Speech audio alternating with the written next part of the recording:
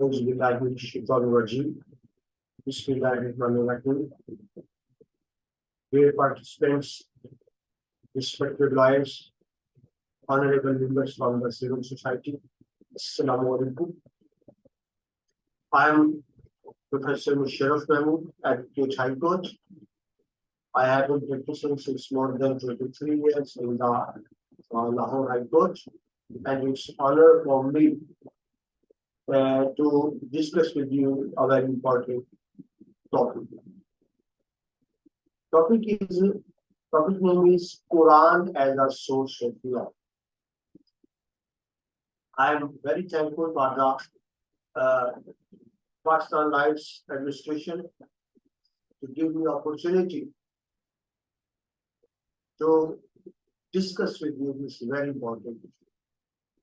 हम वैसे तो मुसलमान हमारी जिंदगी में एक ही रहनुमा किताब कुरान पाक, तो मेरा LLM का थीसिस था Quran as a source of law. तो मैंने रिक्वेस्ट की थी कि मैं इस पे बात करना चाहता हूँ। इस पे 4 कंसेक्यूटिव लेक्चर्स हैं, 2 लेक्चर्स हो चुके हैं। आज की सवारी से तीसरा लेक्चर है Quran as a source of law, और कल इसका इंशाल्लाह चौथा और आखिरी लेक्चर। मैं देख रहा हूँ कि पार्टिसिपेंट्स की तादाद अभी आज कम है, कल इसमें ज्यादा थी, लेकिन अब क्योंकि काफी टाइम हो चुके हैं तो लेट्स स्टार्ट। अल्लाह ताला मुझे तौफीक दे कि मैं आपको बेहतर अंदाज से कम्युनिकेट कर सकूं, क्योंकि बात कुरान पाक की है और अल्लाह फरमाते हैं कि मैं सबसे बेहतर वो है जो कुरान पढ़े और पढ़ाए। तो ये अल्लाह का एहसान मुझ पर भी और आप पर भी कि हमें ये मौका। तो let's start. Quran as a constitutional, यहाँ क्योंकि लॉर्ड्स फॉर्म है तो मुतला के हवाले से ही बात करेंगे। कुरान पे आज हम डिस्कस करेंगे एज अ कॉन्स्टिट्यूशन। आप जानते हैं कि मुल्क के रूल रेगुलेशन 2 तरह के होते हैं, एक होता है लॉ, एक होता है कॉन्स्टिट्यूशन। लॉ होता है फॉर द पब्लिक, यानी आम आवाम के बिहेव को कंडक्ट करने के लिए मेरे और आपके लिए हमें क्या करना है, क्या नहीं करना, क्या चीज जुर्म है, क्या चीज जुर्म नहीं है, किस जुर्म की क्या सजा है, उसको लॉ है। लेकिन वो रूल्स जो स्टेट ऑर्गन्स को गवर्न करते हैं, जो स्टेट ऑर्गन्स को एडमिनिस्ट्रेट करते हैं, उनको कॉन्स्टिट्यूशन, यानी आवाम के लिए कानून या लॉ होता है, और रियासती इदारों के लिए कॉन्स्टिट्यूशन होता है, जिसको हम आइन कहते हैं। कॉन्स्टिट्यूशन सुप्रीम होता है, कॉन्स्टिट्यूशन की वैल्यू ज्यादा होती है और लॉ उसके अंदर होता है। हम बात करेंगे Quran as a constitutional law, क्योंकि किसी भी मुल्क के लिए इंक्लूडिंग पाकिस्तान कॉन्स्टिट्यूशन सुप्रीम होता है। आप मुल्क में ऐसा कोई लॉ नहीं बना सकते जो कॉन्स्टिट्यूशन के अगेंस्ट हो या कंट्रेरी हो। अगर ऐसा कोई लॉ बना दिया जाएगा तो वो नल एंड वाइड डिक्लेयर कर दिया जाएगा। कॉन्स्टिट्यूशन सुप्रीम है, और पाकिस्तान का जो कॉन्स्टिट्यूशन है 1973 का, उसका जो प्रीएम्बल है, इब्तदाइया कह लें, इंट्रोडक्शन कह लें, प्रीएम्बल में शामिल कर दिया गया ऑब्जेक्टिव रेजोल्यूशन 1949। ऑब्जेक्टिव रेजोल्यूशन जिसको आप उर्दू में करारदाद मकासद 1949 कहते हैं। दरअसल ये कुछ गाइडलाइन थी, रहनुमा असूल थे पाकिस्तान की स्टेट। देखिए, हम 1947 में आजाद हो गए, लेकिन हमारे पास कॉन्स्टिट्यूशन नहीं था। हमारा पहला कॉन्स्टिट्यूशन बना है 56 में। तो 49 की जो ऑब्जेक्टिव रेजोल्यूशन है वो क्या है, वो कुछ रहनुमा असूल है, गाइडलाइन है कि पाकिस्तान का कॉन्स्टिट्यूशन कैसे होगा। और उस ऑब्जेक्टिव रेजोल्यूशन में ये कह दिया गया कि Quran will be the supreme law of Pakistan. क्योंकि इस्लामी रियासत है, कुरान सुप्रीम लॉ होगा। पाकिस्तान की पार्लियामेंट ऐसा कोई कानून नहीं बना सकेगी जो कुरान पाक की कंट्राडिक्शन में हो, और अगर ऐसा कोई कानून हो तो उसको फौरन नल एंड वाइड करार दे दिया जाएगा। जिससे पता चला कि पाकिस्तान के आइन के तहत भी कुरान पाक सुप्रीम है। एक मुसलमान के लिए तो कुरान पाक सुप्रीम है ही, लेकिन हमारे कॉन्स्टिट्यूशन में भी प्रोवाइडेड कर दिया गया कि आइन सुप्रीम होगा। उस वाले से जब बात करेंगे Quran as a constitutional law, अच्छा जी, मुझे मैं एहतियातन पूछ लूं, मुझे एक दफा प्लीज कंफर्म कर दें, आप लोगों को मेरी वीडियो दिखाई दे रही है? आप लोग मुझे सुन पा रहे हैं? क्या मेरी आवाज क्लियर है?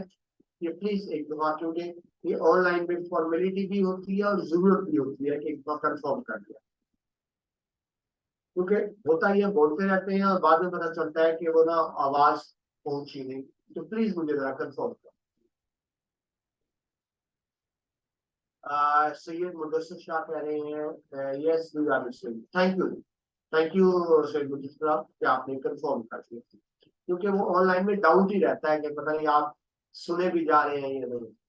जी थैंक यू जी। Let's start Quran as a constitution. जिस तरह मैंने भी आपको बताया, constitution is the most important legal document for any state.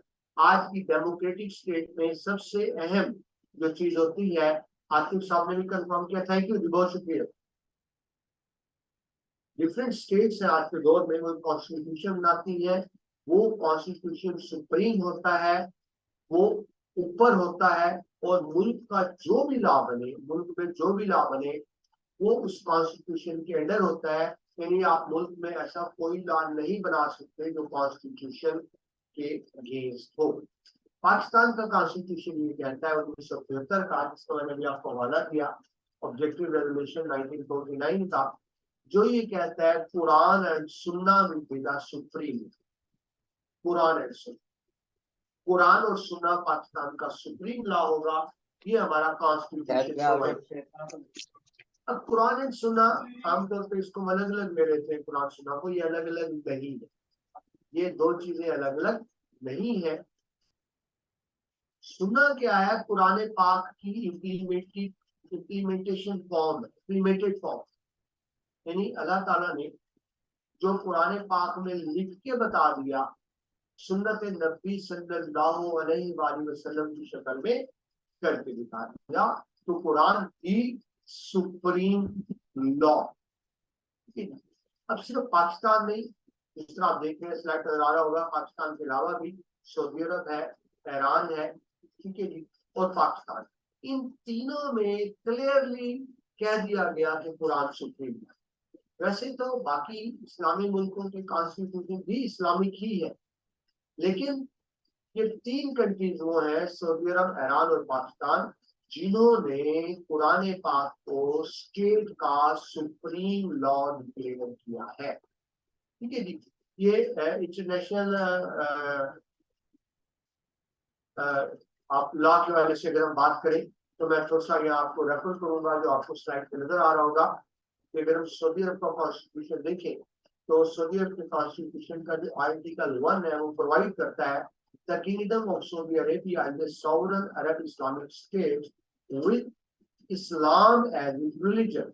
Almighty Allah's book and the Sunnah of His Prophet, Almighty Allah's prayer and peace be upon it, are its constitution. यानी ये Saudi अरब के आइन के article 1 में लिख दिया गया कि कुरान और सुन्ना ही सुप्रीम लॉ होगा। अगर हम बात करें ईरान के कॉन्स्टिट्यूशन की, तो इस्लामिक रिपब्लिक ऑफ ईरान के कॉन्स्टिट्यूशन का आर्टिकल 4 प्रोवाइड करता है।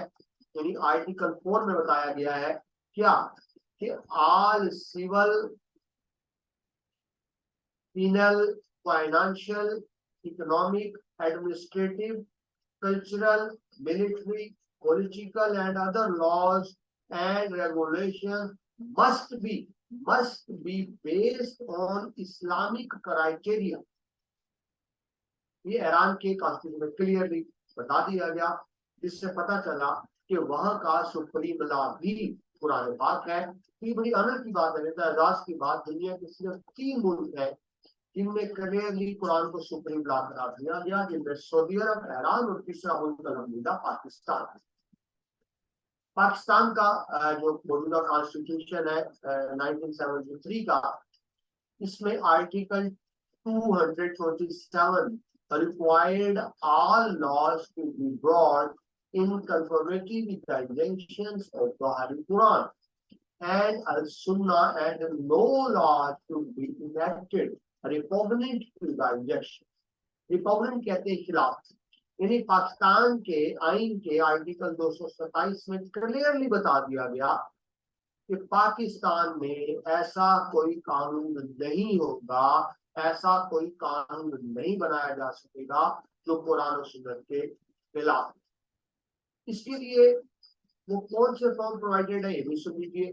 सुप्रीम कोर्ट का फेडरल शरीयत कोर्ट बेंच है, इसको ये इख्तियार है कि अगर कोई कानून कुरान और सुन्नत के खिलाफ हो तो नल एंड वाइड डिक्लेयर कर सकते। इसी तरह से पाकिस्तान में कोर कॉन्स्टिट्यूशन इदारा है इस्लामिक आइडियोलॉजिकल काउंसिल, इस्लामी नजरियाती काउंसिल, जिसका सिर्फ काम ये है कि पाकिस्तान के कानून का जायजा लेती रहे और अगर समझती है कि कानून इस्लाम के रूल के खिलाफ है तो वो रिकमेंडेशन गवर्नमेंट को भेजेगी कि इस कानून को तब्दील करने की जरूरत है, और इस्लामिक आइडियोलॉजिकल काउंसिल की रिकमेंडेशंस के मुताबिक उसको तब्दील कर दिया जाएगा।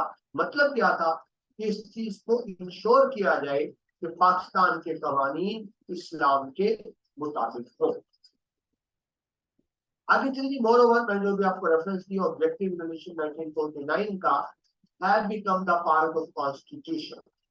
आर्टिकल 2A आइन के आर्टिकल 2 में तरमीम की गई, तो 2A के तहत ऑब्जेक्टिव रेजोल्यूशन जो है ये क्या है, ये हमारे आइन का हिस्सा है, ये हमारे आइन का हिस्सा है। इसमें क्लियरली कह दिया गया it's mean that no law can be made against the injections of Quran and Sunnah in Pakistan, and all such laws which are repugnant to the religion of Islam will be amended accordingly. Amended accordingly, इसमें तरमीम की जाएगी। ऐसे कवानीन जो इस्लाम के मुताबिक नहीं होंगे उनमें तरमीम की जाएगी, और तरमीम इस तरह से की जाएगी कि वो इस्लाम के मुताबिक हो जाए। अब वो कौन कौन से कवानीन है जो पाकिस्तान में मौजूद है और जो कुरान और सुन्नत के मुताबिक है या जो कुरान और सुन्नत की रोशनी में है। ये ज्यादा मुनासिब है कि पाकिस्तान के वो कवानीन जो कुरान और सुन्नत की रोशनी में बनाए गए हैं आज हम आगे इनको डिस्कस करने जा रहे हैं। तो सबसे पहला कानून क्या है, मुस्लिम इनहेरिटेंस लॉ। इनहेरिटेंस जिसको आप उर्दू में कानून विरासत कहते हैं, यानी जब एक शख्स फौत हो जाता है उसकी विरासत, उसकी जायदाद आगे तकसीम होती है, उसको कानून विरासत या लॉ ऑफ इनहेरिटेंस कहते हैं। यकीनन आप जानते हैं, सिर्फ मैं एक बात के तसल्सल में क्या हूँ, पुराने पाक में इनहेरिटेंस लॉ वाहिद लॉ है जो डिटेल से मौजूद है। अर्ज कर दो, पुराने पाक में लॉ ऑफ इनहेरिटेंस वाहिद कानून है जिसके है, बाकी डिटेल नहीं है। देखिए, पुराने पाक में सबसे ज्यादा नमाज कायम करने का है, लेकिन पूरे कुरान में नमाज पढ़ने का तरीका नहीं बताया गया। इसके लिए हमें सुन्नत नबवी सल्लल्लाहु अलैहि वसल्लम रुजू करना पड़ता है। कुरान में हुक्म है ज़कात देने का, किसको देनी है, कब देनी है, कितनी देनी है, निसाब क्या होगा, ये जिक्र नहीं हुआ। कुरान में हज का हुक्म है, हज के मनासिक बयान नहीं है, यानी मुफस्सिल जिक्र कर दिया गया, तफसील हदीस में लिखी है। लेकिन लॉ ऑफ इनहेरिटेंस, कानून वरासत वाहिद चीज है जिसकी पूरी कुरान में तफसील मौजूद है। यानी एक शख्स फौत हो जाए तो उसके जो लीगल हेयर्स हैं, कानूनी वरसा है, उनमें जायदाद किस तरह तकसीम होगी, तो लॉ ऑफ इनहेरिटेंस मौजूद है। तो मुस्लिम लॉ ऑफ इनहेरिटेंस जो पाकिस्तान में है, जो इनेक्टेड है, जिसमें कानून साजी की गई, ये कुरान के मुताबिक है, मुस्लिम लॉ ऑफ इनहेरिटेंस। इसमें वो तमाम चीजें शामिल कर दी गई जो कुरान के मुताबिक थी। यानी ये समझ लें कि पाकिस्तान में जो वरासत का कानून है वो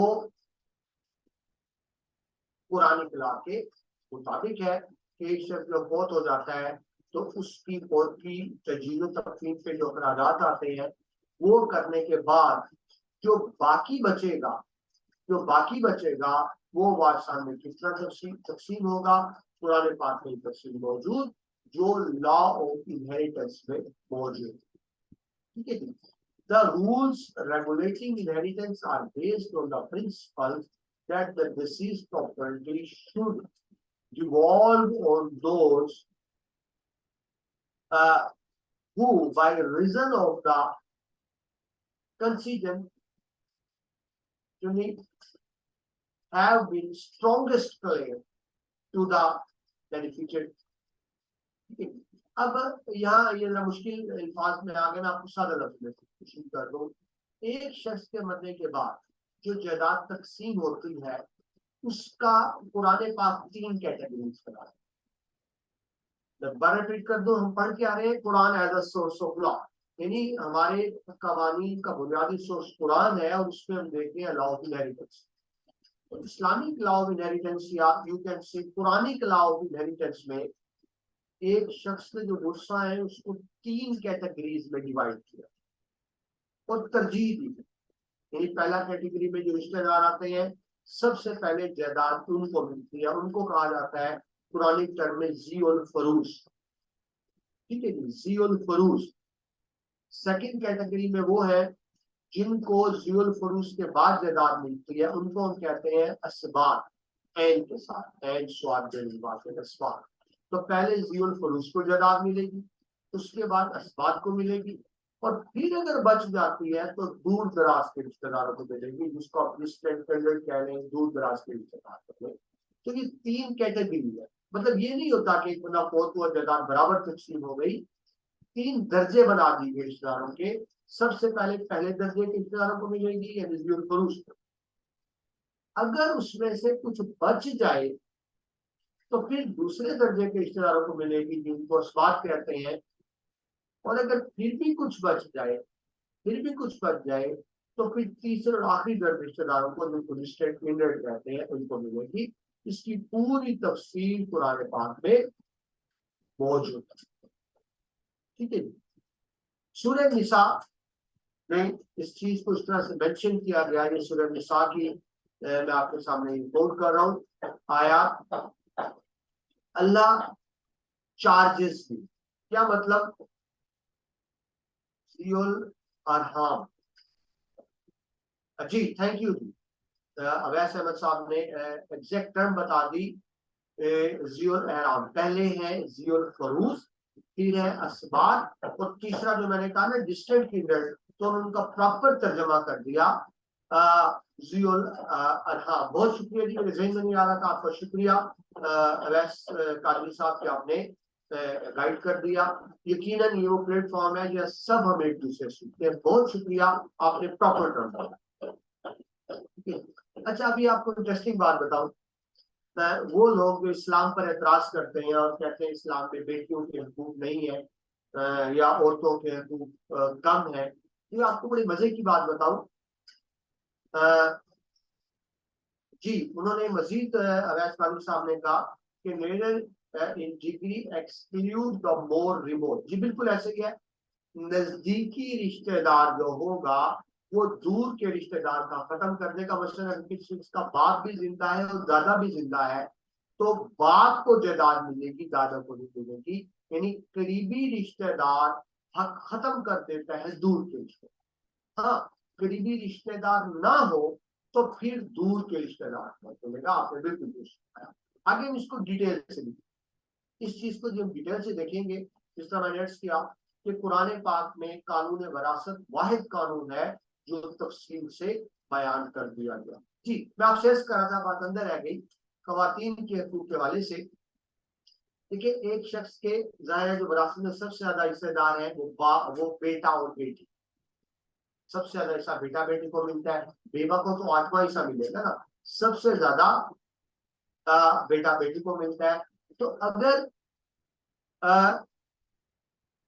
बेटा नहीं है, अगर बेटा है और बेटी नहीं है तो फिर बेटा भी असबात में चला जाता है। यानी बेटा फर्स्ट कैटेगरी में कब फॉल करता है? अगर बेटी साथ, यानी मरने वाले की अगर बेटे हैं और बेटी नहीं है तो फिर बेटा फर्स्ट कैटेगरी में फॉल नहीं करेगा, सेकंड कैटेगरी असबात में चला जाता है।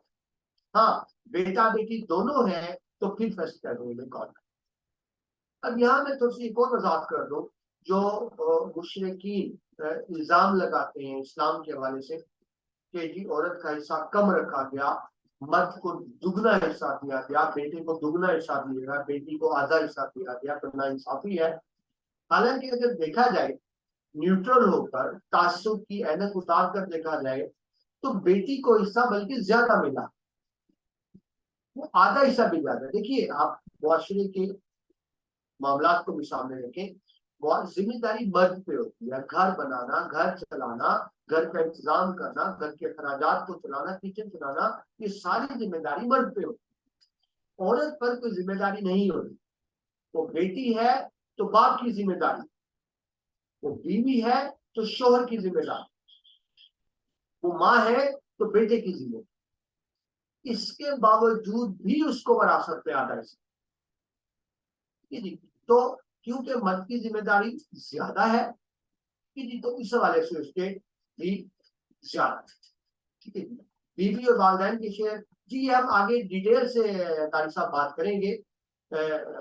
ये तो जनरल प्रिंसिपल तो यही है कि बेटे को डबल मिलेगा, बीवी को आधा मिलेगा, बेवा को 8वां हिस्सा मिलेगा, ठीक है जी, और वालिदैन को 6वां हिस्सा, ठीक है। ये तो जनरल सी तकसीम है, लेकिन इंशाल्लाह इसको आगे डिटेल से भी देखेंगे। फिलहाल क्योंकि हमारा टॉपिक इनहेरिटेंस नहीं है, मैं एक स्पेशल लेक्चर रखूंगा सिर्फ लॉ ऑफ इनहेरिटेंस पर, उसमें बहुत डिटेल से डिस्कस, और ये मेरे लिए बड़ी ऑनर की बात है। लाहौर हाई कोर्ट की मैंने एक सॉफ्टवेयर बनाया है लॉ ऑफ इनहेरिटेंस का, यानी आप एक मरने वाले का आपका वो अगर अमाउंट दर्ज कर देते हैं तो वो कैलकुलेटर बनाया इनहेरिटेंस का मैंने, वो खुद ब खुद कैलकुलेट कर देता है। ये पाकिस्तान में पहली कोशिश की जो अलहमदुलिल्लाह मेरी तरफ से हुई। तो हम इंशाल्लाह लॉ ऑफ इनहेरिटेंस पर भी डिटेल से बात, लेकिन क्योंकि हमारा मौजूदा मौजूद लॉ ऑफ इनहेरिटेंस में यह हम बात करें Quran as a source of law पर, कि कुरान किस तरह हमारे कवानीन का सोर्स है। जिस तरह मैंने वजाहत की कि इनहेरिटेंस का सोर्स क्या है, हमारा कुरान पाक, और ये अहकामात डायरेक्ट कुरान पाक से, यानी अहादीस से नहीं, कुरान पाक में हर एक का हिस्सा बखूबी मुतय्यन कर दिया गया है, ठीक है जी। तो ये चीज हो गई। अब इस पे वही बात मजीद बहुत तफसील से बात हो सकती थी, लेकिन हम क्योंकि यहाँ सिर्फ देख रहे हैं Quran as a source of law, और मेरे पास टाइम भी महदूद है, मुझे 4 लेक्चर मिले हैं, 2 हो चुके, तीसरा इसके बाद एक बाकी है, तो मैं कोशिश करूँ मैक्सिमम कवर करने का।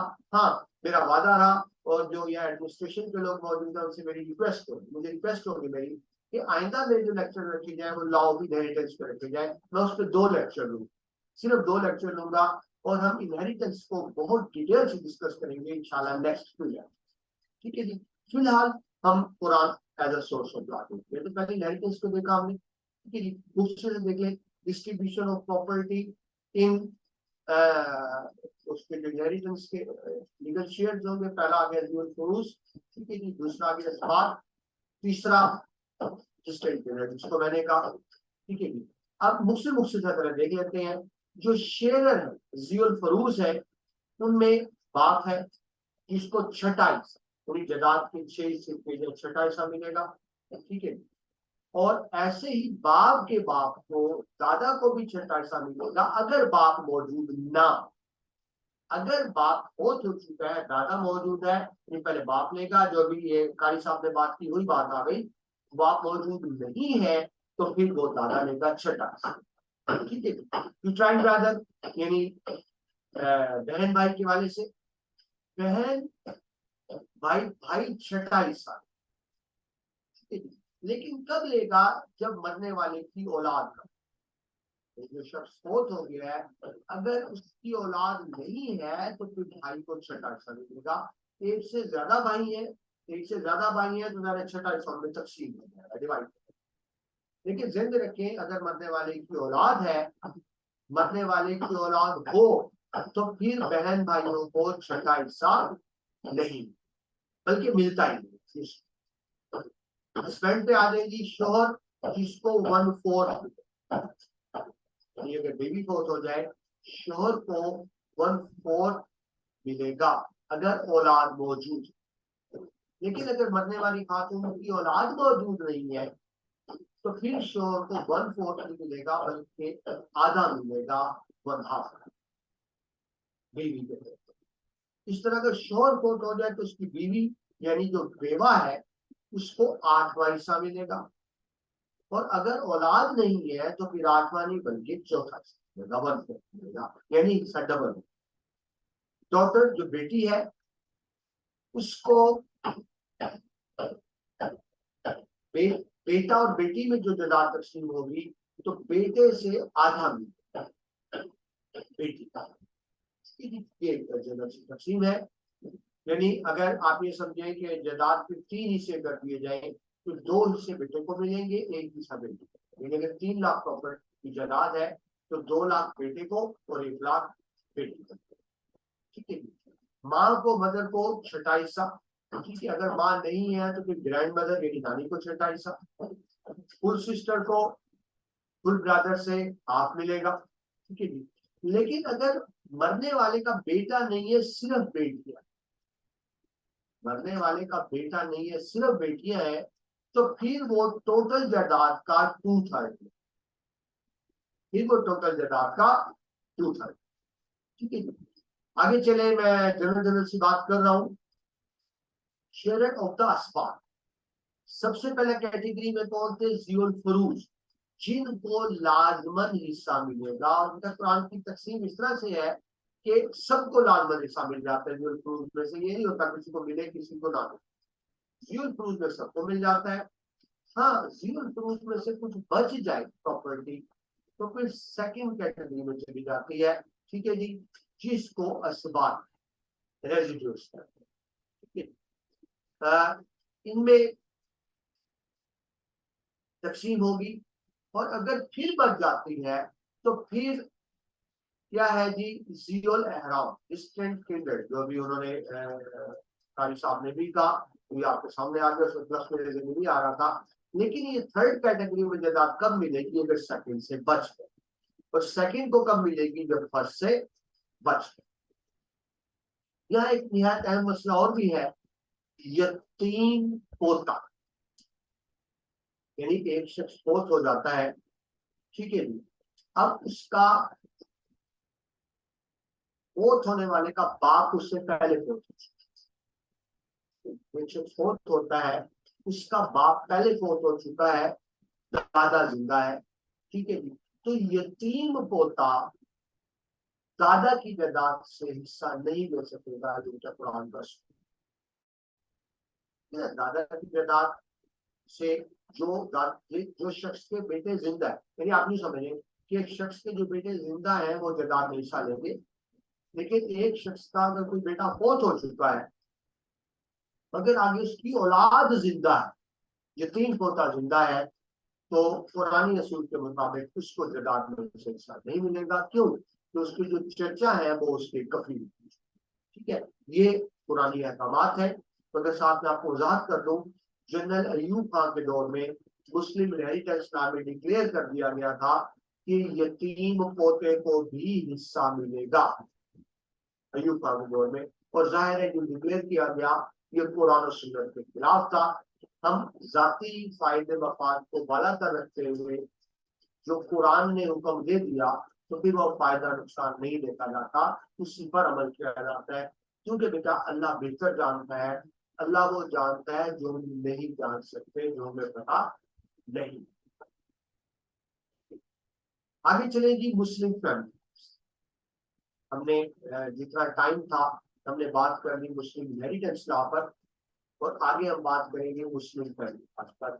मुस्लिम फैमिली लॉज क्या है? वो कवानीन जो तायीन करते हैं मियाँ बीवी के हकूक़ को फराइज से। अदालतें भरी हुई है मियाँ बीवी के झगड़ों में, तलाक का झगड़ा है, खुदा का झगड़ा है, हक़ुल महर का झगड़ा है, या बच्चों के मेंटेनेंस का झगड़ा है, नॉन नॉन नॉन नफा मेंटेनेंस जिसको कहते हैं झगड़ा है। तो जो मुस्लिम फैमिली लॉज है पाकिस्तान में, ये भी कुरान और सुन्नत से ही चल रहा है। ठीक है, हम देख के आ रहे हैं Quran as a source of law, तो सवाल देख रहे हैं। Family laws always made a important part of the schedule.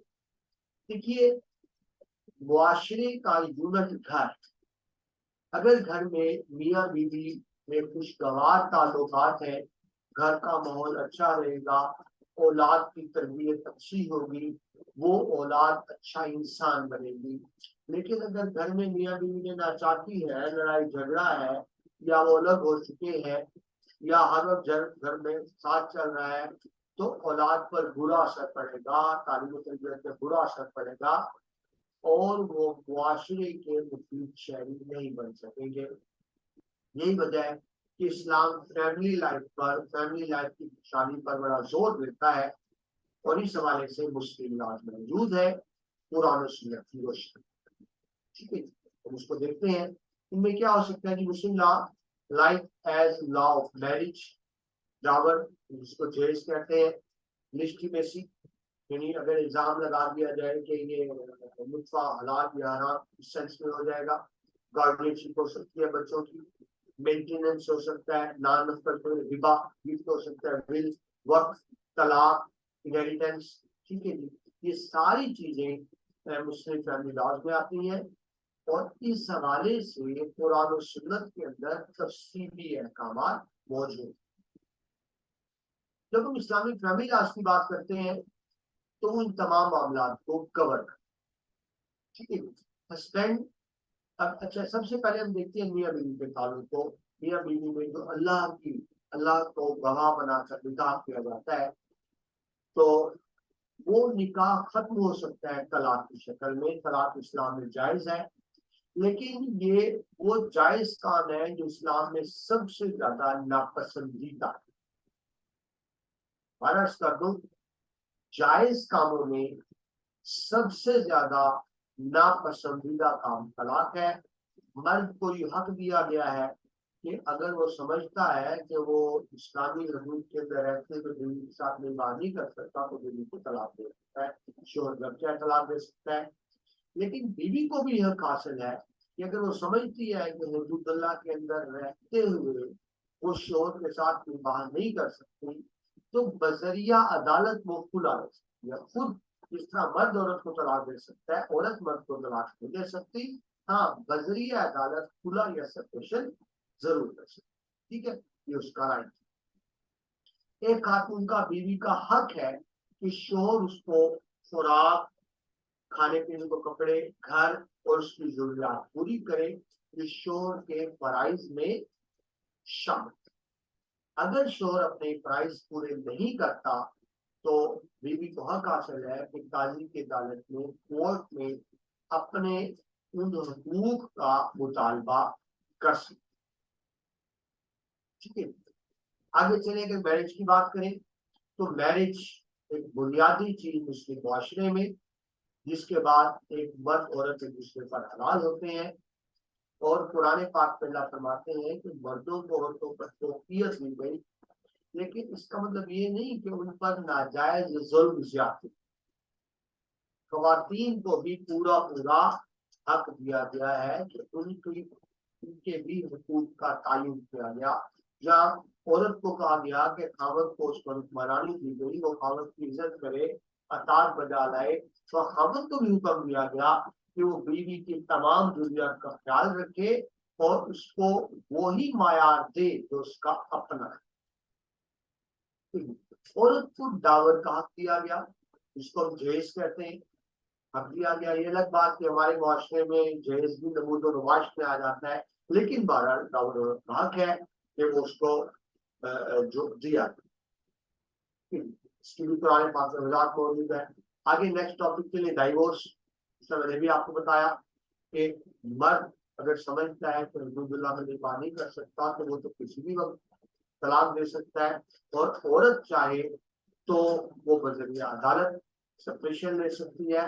लेकिन खावत तलाक नहीं, औरत तलाक ले, वो खातून आगे फौरन शादी नहीं कर सकती। उसको इद्दत की मुद्दत के बाद एक टाइम पीरियड होता है इद्दत का, 3 बार 10 दिन नॉर्मली ये गुजारना होता है। ऐसा क्यों है कि अगर वो फौरन शादी कर ले और उसके बाद फौरन वो उम्मीद से हो जाए, तो फिर ये तायुन करना मुश्किल हो जाएगा कि लुत्फा साहब का शोहर क्या है या वो। तो एक मर्द तो फौरन शादी कर सकता है तलाक के बाद, लेकिन औरत को इद्दत की मुद्दत गुजारनी होती है। और तो ये एक मैंडेटरी हुक्म। खुला की बात करें तो उसका मैंने आपसे पहले अर्ज की, एक औरत को इस्लाम में हक हासिल है कि वो खुला ले सकती है। वो खुद तो खावत से अलग नहीं हो सकती, लेकिन अदालत में केस दायर करके खावत से सेपरेशन ले सकती है। जब औरत केस दायर करती है तो औरत का केस बड़ा मजबूत होता है। वैसे तो वकीलात हम सब जानते हैं, मैं भी जानता हूँ, औरत की वकील को कोई मेहनत नहीं करनी पड़ती, मुफ्त की फीस होती है। अगर और सिर्फ यही बयान देते, सिर्फ यही बयान देते कि मैं हदूदुल्लाह में रहते हुए अपने शोहर के साथ विवाह नहीं कर सकती, तो सेपरेशन उसका हक है। एक खातून का वकील कितना भी काबिल से काबिल क्यों है, सॉरी, मर्द का वकील कितना भी काबिल से काबिल क्यों ना, वो हार जाएगा। और बीवी का वकील जिसने खुदा का दावा किया हो, कितना भी नालायक से नालायक क्यों ना हो, वो केस जीत जाएगा।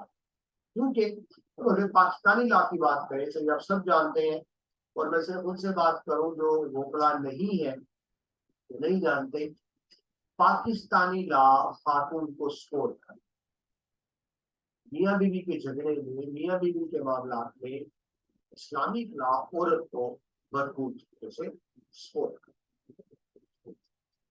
नेक्स्ट टॉपिक चलेगी मुस्लिम लॉ ऑफ एविडेंस, कानून शहादत। कानून शहादत पाकिस्तान में पहले भी था, अंग्रेजों का बनाया हुआ।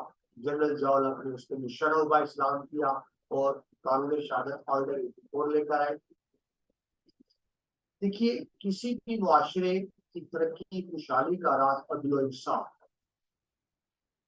अदल इंसाफ जो कोर्ट नहीं करना होता है, अदालत में करना होता है। अब अदालत जो भी फैसला करती है वो गवाही की बुनियाद पर करती है, एविडेंस की बुनियाद पर। सही है ना? देखिए, जज के सामने दोनों फ्री पेश होते हैं, दोनों कहेंगे मैं सच हूँ, झूठा तो अपने आप को कोई नहीं करेगा, दोनों फ्री अपने आप को सच्चा कहेंगे। तो फिर काजी किस तरह से फैसला करेगा कि कौन सच्चा और कौन? काजी किस तरह से फैसला करेगा? काजी दोनों पार्टियों को कहेगा कि अपने अपने हक में गवाह पेश। अब एक पार्टी का गवाह गवाह आएंगे और मुखाले वकील पर जरा करेगा, क्रॉस क्वेश्चन करेगा। फिर इसी तरह दूसरी पार्टी के गवाह आएंगे और पहले वकील पे क्रॉस क्वेश्चन करेगा। तो फिर सच सामने आ ही जाए। यानी अदालत गवाही की बुनियाद पर फैसला करती है।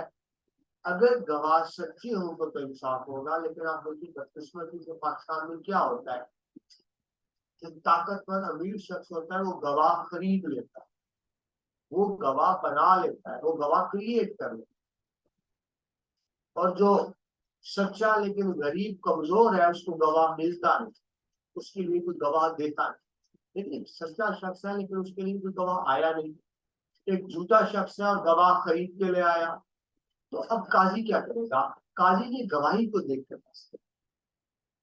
लिहाजा इसलिए इस्लाम में हुक्म है कि जब तुम्हें गवाही के लिए बुलाया जाए तो तुम इनकार मत करो, तुम गवाही दो, सच्ची गवाही दो, ताकतवर का साथ ना दो, सिर्फ वो बोलो जो सच है।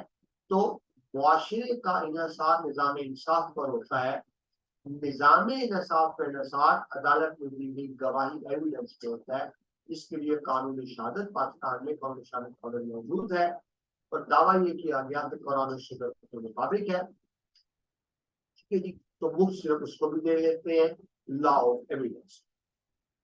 ठीक है जी, evidence is the backbone of all judicial system. No right can be established, nor can justice be administered without evidence. क्योंकि एविडेंस के बगैर कुछ भी मुमकिन नहीं। The Quran contains fundamental injunctions and the most important judicial matters. Qanun Shahadat, law of evidence, has been crystallized in the Holy Quran. यानी कुरान पाक में बहुत तफसील से बता दिया गया कानून शहादत के बारे में।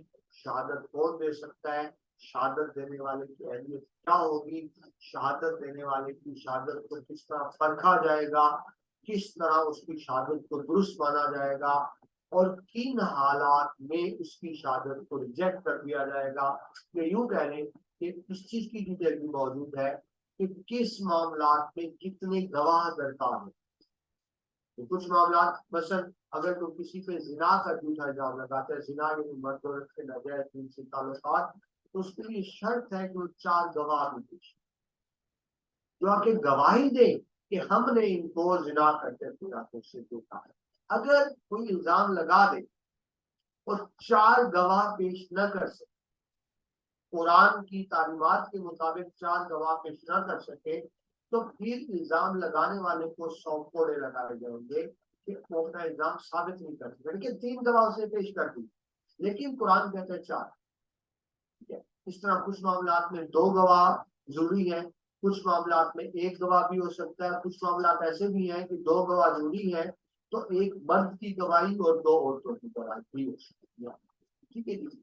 तो इस तरह पुराने पाक में जो कानून शहादत है उसको बहुत तफसील के साथ बयान कर दिया गया। कुरान कहता है, and as for those of your women who are guilty of adultery, call to witness against them 4 witnesses from among you. अभी अगर मुझे इजाजत दें तो मैं रुक के बात करना चाहूंगा।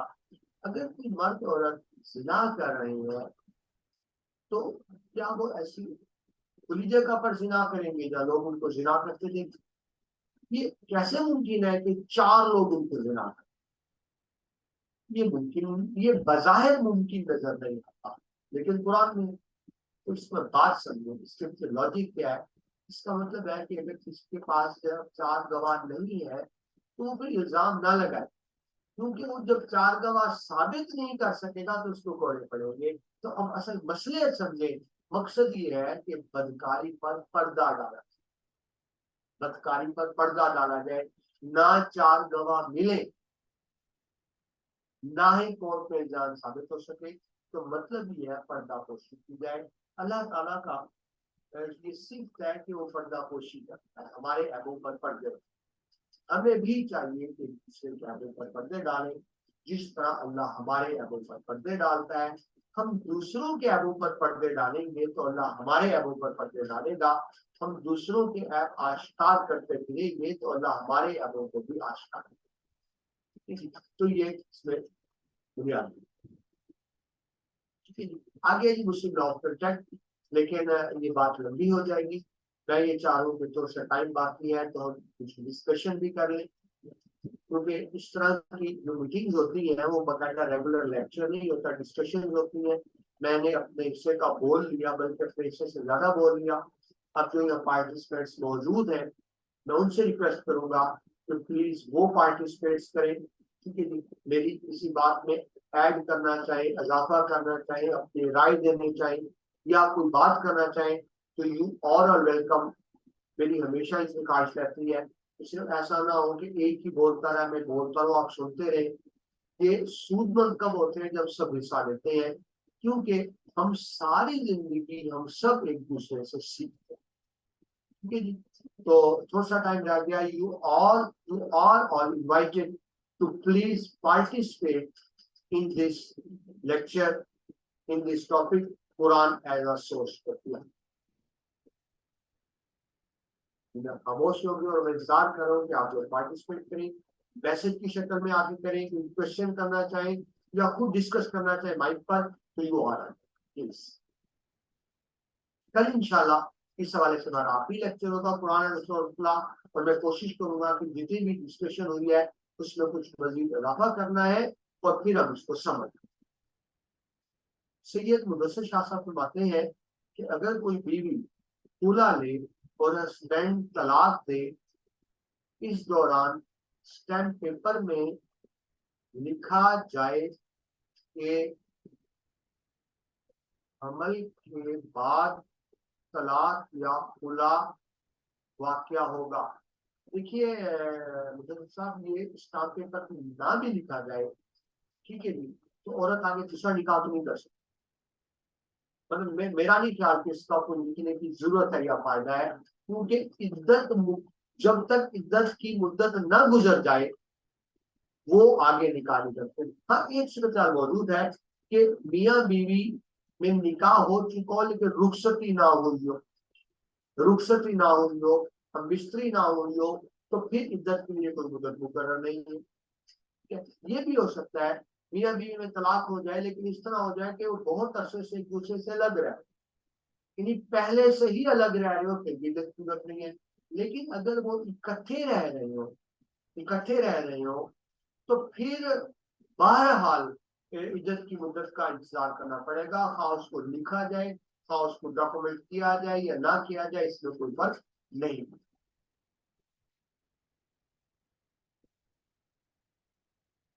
ये आप दूसरी बात आपने बड़ी अच्छी की कि अगर हमल जाया हो जाए तो केस हो सकता है। बिल्कुल, ये अगर पहले हमल था और हमल जाया, देखिए हमल जाया कराना तो इस्लाम में वैसे ही गुनाह है, ठीक है ना।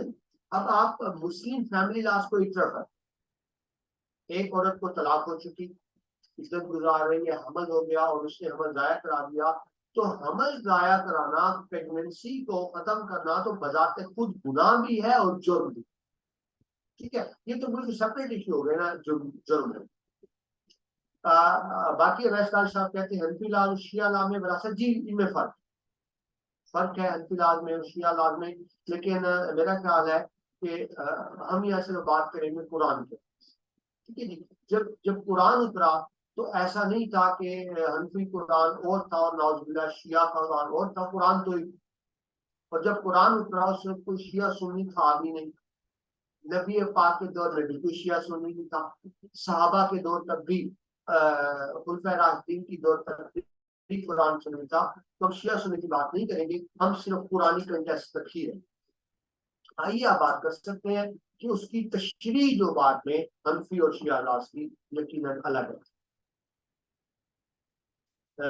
मुद्दत साहब कह रहे हैं कि अगर बीवी अबॉर्शन करे तो हस्बैंड केस कर सकते हैं, बिल्कुल कर सकते, बिल्कुल केस कर सकता है। एक तो एज इट इज अबॉर्शन जुर्म है, मैं आपको पहले भी यूज कर चुका हूँ, अबॉर्शन जुर्म है पहली बात। और दूसरी बात, उस जो नौकरी जगह पे वो क्योंकि उसने नुत्फा जाया किया तो वो बिल्कुल केस, ठीक है। शुक्रिया जी, मैं ऐसा कारामत लेक्चर, देखिए टाइम थोड़ा था क्योंकि मैंने कोशिश की कि इसकी जिस हद तक मुमकिन हो सके मैं तशरीह कर सकूं महदूद। तो फरमाते हैं अबॉर्शन की पनिशमेंट क्या होगी। देखिए इट डिपेंड्स, इट डिपेंड्स। अब होता ये है हमारे यहाँ ना हर चीज बिकाऊ है, हर इदारा बिकाऊ है। आई एम सॉरी टू से, मैं हाथ मान के अर्ज करूं, हमारे मुल्क में वुकला भी बिकाऊ है, हमारे मुल्क में जजेस भी बिकाऊ है, हमारे मुल्क में नैब भी बिकाऊ है, हमारे मुल्क में पुलिस भी बिकाऊ है, इदारे भी बिकाऊ है, हर एक लेवल पर चल, ठीक है। अब आपने कहा वर्षन की पनिशमेंट, अब होता ये आपने तो एक थ्योरेटिकल बात की, मैं आपको इसका प्रैक्टिकल मिसाल दूं तो जो वर्षन कराती है क्या करती है, वो लेडी डॉक्टर्स को 4 पैसे दे के लिखवा लेती है कि it was the medical urgency. यानी इस्लाम में ये है कि अगर अगर डॉक्टर करे यानी हामला की सेहत को खतरा हो, उसकी जान जाने को खतरा हो, तो डॉक्टर की एडवाइस पर अबॉर्शन करवाया जा सकता है, ऑन द डॉक्टर एडवाइस। अब डॉक्टर को 4 पैसे दे वो लिख के दे देते हैं, अब बताएं कानून कहाँ गया, ठीक है। तो 4 पैसे डॉक्टर को दे देते हैं, तो अल्लाह माफ करे हमारे मुल्क में तो कहते हैं ना हर चीज मुफ्त। बहुत शुक्रिया जी अवैस कादरी साहब, बहुत शुक्रिया आपकी हौसला अफजाई का। कोशिश की कि जो थोड़ा बहुत था आपसे डिस्कस कर सकूं। मैं आप सबसे रिक्वेस्ट करूंगा प्लीज कल का लेक्चर जरूर अटेंड कीजिएगा, कल आखिरी लेक्चर इस बारे से कुछ बहुत सी अहम बातें और भी करनी है, और फिर मैंने वाइंड अप करना है इस अहम टॉपिक को कि Quran as a source of law. हम बचपन से चीज पढ़ते आए हैं कि कुरान पाक मुकम्मल ज़ाब्ते हयात है, कुरान पाक का अपना सोशल सिस्टम है, अपना पॉलिटिकल सिस्टम है, अपना इकोनॉमिक सिस्टम है, अपना रिलीजियस सिस्टम है, बिल्कुल ऐसे ही कुरान का अपना लीगल सिस्टम। जब हम वैसे की बात करते हैं मुसलमान होकर तो हमें जानना चाहिए, कल एक इंतहाई आम टॉपिक हम डिस्कस करेंगे, डायरेक्ट टच करेंगे उन पुरानी आयात को जिनसे लॉ का हमें सोर्स।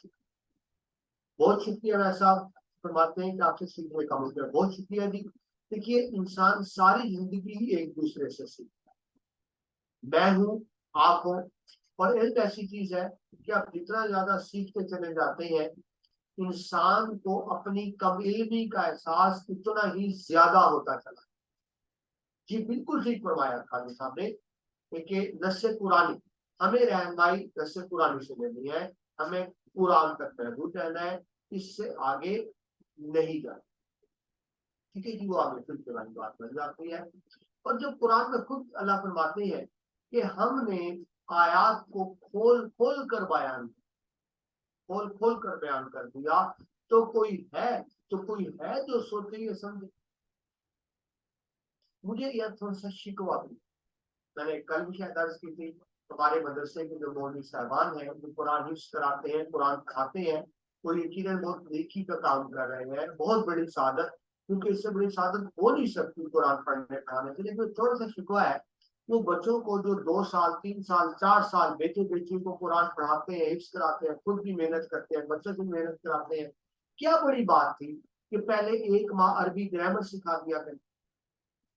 यकीन कीजिए, एक माँ का काम है, पहले बच्चों को अरबी ग्रामर सिखा दी जाए और फिर कुरान पढ़ाया जाए, ताकि उनको समझे। कुरान की हिलावत का अंदाजा तो तब होता है जब आप कुरान को समझ के पढ़ते। आप देखिए टेलीविजन पे वो अरबी चैनल चल रहा होता है जिसमें खाना काबा को बराह रास्त दिखा रहे होते हैं, बराह रास्त दिखा रहे होते हैं। तो उसमें आप देखिए कारी साहब तिलावत में रो रहे होते हैं, पहाड़ में आप रो रहे हो, लोग रो रहे होते हैं। क्यों? वो अरबी लोग हैं, वो जानते हैं हम क्या पढ़ रहे हैं। लेकिन हम मुसलमान पाकिस्तानी जो नमाज पढ़ते हैं, हमें पता ही नहीं हम क्या, हम तो रटे मारे हैं ना। तो कुरान पढ़ते वक्त अरबी लोगों पे कैफियत तारी होती है, वो कैफियत हम पे क्यों तारी नहीं होती? क्योंकि हमें पता है, हमें पता है कि तो अल्लाह हम सबको तौफीक दे कुरान को समझने। अवैस खान साहब फरमाते हैं कुरान पाक को समझने के लिए अहादीस से रहनुमाई हुई है। बिल्कुल जरूरी है, मैं पहले भी अर्ज कर चुका हूँ, कुरान की तशरीह अहादीस में। मैं इसकी वजह इस तरह करूं कि मैं सिर्फ समझाने के लिए बात करता हूँ कि अगर कोई हदीस का मुनकर है, हदीस को नहीं मान, अगर कोई मुनकर हदीस है, वो कहता है मैं सिर्फ कुरान को मानता हूँ, हदीस को नहीं मानता, तो पूरे कुरान पाक में नमाज पढ़ने का तरीका ही नहीं, तो नमाज कैसे पढ़े? कुरान कहते हैं नमाज कायम करो, नमाज कायम करो, तरीका तो पूरे कुरान में, तो फिर नमाज कैसे कायम करो? कुरान कहते हैं ज़कात दो, किसको देनी है, कब देनी है, कितने देनी है, कुरान में तो नहीं बताया। यानी पुराने पाक पर अमल करने के लिए हदीस पे अमल जरूरी है। मैं इसको यूं कहूंगा, मैं तो कुरान और सुन्नत को अलग अलग नहीं समझता, ये एक सिक्के के दो रुख, एक ही सिक्के के दो रुख। कुरान थ्योरी है तो सुन्नत नबी उसका प्रैक्टिकल। कुरान रूह है तो नबी की सुन्नत उसका जिस्म। ठीक है, अल्लाह ताला ने जो कुरान पाक में लिखकर फरमा दिया, नबी पाक मुस्तफा सल्लल्लाहु अलैहि वसल्लम की शक्ल में वो करके दिखा दिया। हम कुरान पर अमल नहीं कर सकते सुन्नत नबी को समझे बगैर। लेकिन पहला और बुनियादी वाकिफ बहरहाल कुरान पाक ही रहेगा और सुन्नत नबी उसकी तशरीह। मैं यार एक आखिरी बात करके आपसे इजाजत चाहूंगा। मैंने एक बड़ा खूबसूरत वाकया पढ़ा। कोई खातून किसी बुजुर्ग के पास गई, एक खातून किसी बुजुर्ग के पास गई और कुरान की एक आयत की तशरीह पूछी। रिपीट कर दो, कोई खातून किसी बुजुर्ग के पास गई, कुरान की आयत की तशरीह पूछी। तो वो जो मौलवी साहब थे, अल्लामा या बुजुर्ग जो थे, उन्होंने कहा ये बताओ, ये पुरानी बात है, इमाम अबू हम्बल रहमतुल्लाह अलैह के दौर की। तो उन बुजुर्ग ने कहा ये बताओ, मैं कुरान की वो तशरीह करूं जो कुरान में है, जो मैं कुरान को समझता हूँ, या वो तशरीह करूं जो इमाम अबू हम्बल ने बताया? तो कौन सी तशरीह? मैं खुद डायरेक्ट कुरान की तशरीह करूं या इमाम अबू हम्बल रहमतुल्लाह अलैह? खातून ने कहा आप इमाम हम्बल की तशरीह करें। तो उन बुजुर्ग ने कहा कि मैं कुरान की तशरीह क्यों ना बताऊं, आप कह रही है कुरान की ना बताओ, हजरत इमाम अबू हम्बल की बताओ। तो उस खातून ने कहा हाँ, मुझे हजरत इमाम हम्बल रहमतुल्लाह की तशरीह बताओ, क्योंकि वो कुरान को तुमसे बेहतर समझते, क्योंकि वो कुरान को तुमसे बेहतर समझते हैं। तो हमने कुरान से रहनुमाई हासिल लेनी है, करनी है, और फिर उनसे रहनुमाई हासिल करनी है जो कुरान पाक को बेहतर। बहुत शुक्रिया जी आपकी इस बातों का। और अगेन रिक्वेस्ट कि कल इस हवाले से आखिरी लेक्चर है Quran as a source of law, आप उसमें जरूर तशरीफ लाइएगा। इंशाल्लाह हम कोशिश करेंगे कि उस बात को अच्छे अंदाज से वाइंड किया जाए। आज तक के लिए आपसे इजाजत चाहूंगा। कल 3 बजे इंशाल्लाह आपसे दोबारा मुलाकात होगी। अल्लाह आपका, खुद का, हम सबका हमें नासिर हो। अल्लाह हम सबको कुरान पाक के मुताबिक जिंदगी गुजारने की तौफीक अता फरमाए। आमीन सुम्मा आमीन। इसके साथ इजाजत चाहूंगा।